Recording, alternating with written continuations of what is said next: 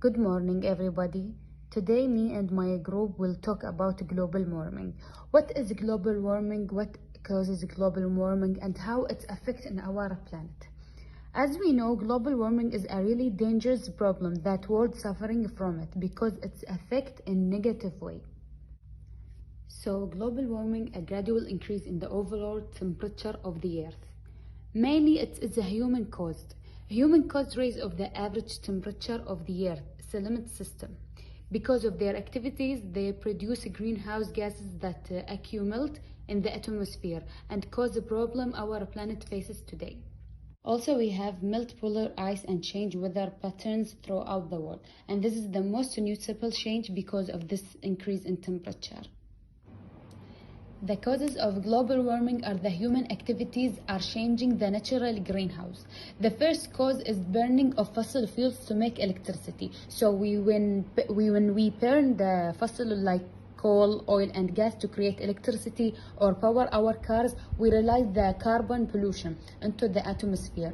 And according to study, the burning of fossil fuels to make electricity is the largest source of global warming.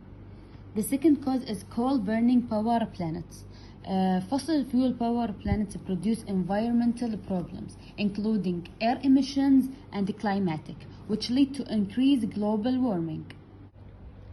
Also, agriculture and farming are often the reasons for deforestation and a change in land use. Also, we have transportation sector. Transport is a major user of energy and burns most of the world petroleum, and this is create air pollution.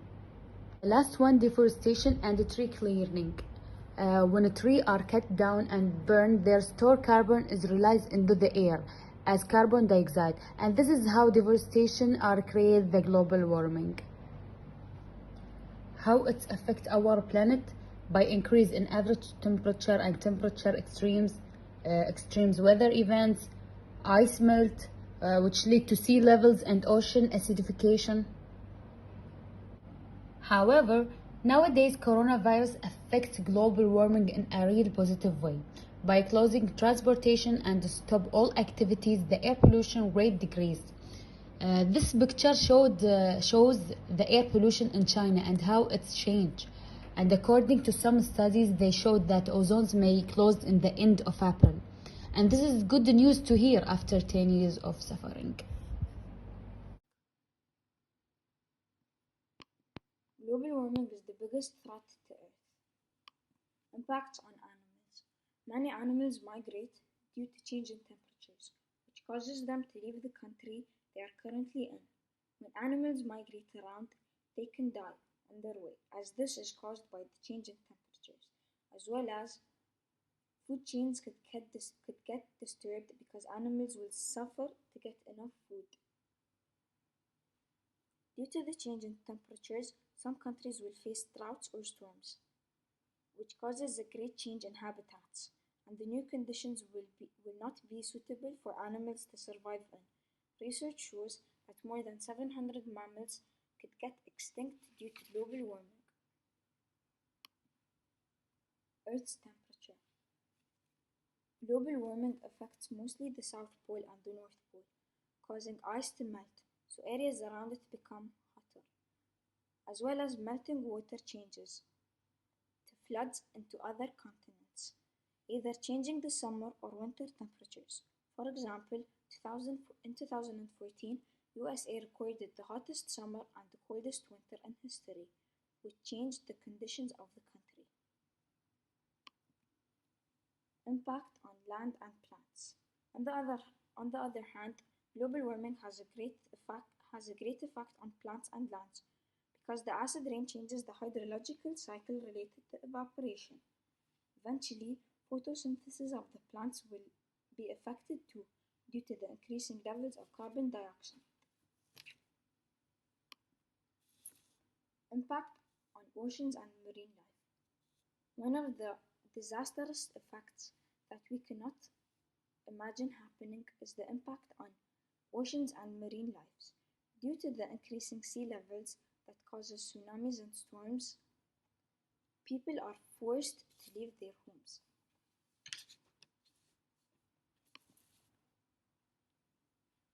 In addition, the changing sea levels and high temperatures of water causes many ocean animals to die. At the end, humans are living in an endangered ecosystem where forests are vanishing and volcanoes are threatening their lives. For example, in Africa, people are suffering from shortages in food and dehydration due to climate change. There are many reasons that cause our economy and politics to be in danger due to global warming. The first reason is that as we practice our daily lifestyle, we release more heat trapping gases called greenhouse gases, and these cause the earth to warm up, resulting in the sea level to rise. Floods, droughts, storm surges, heavy rainfalls, and the melting of the polars are all the consequences that occur when the earth heats up, and this leads to the damage of properties and infrastructures.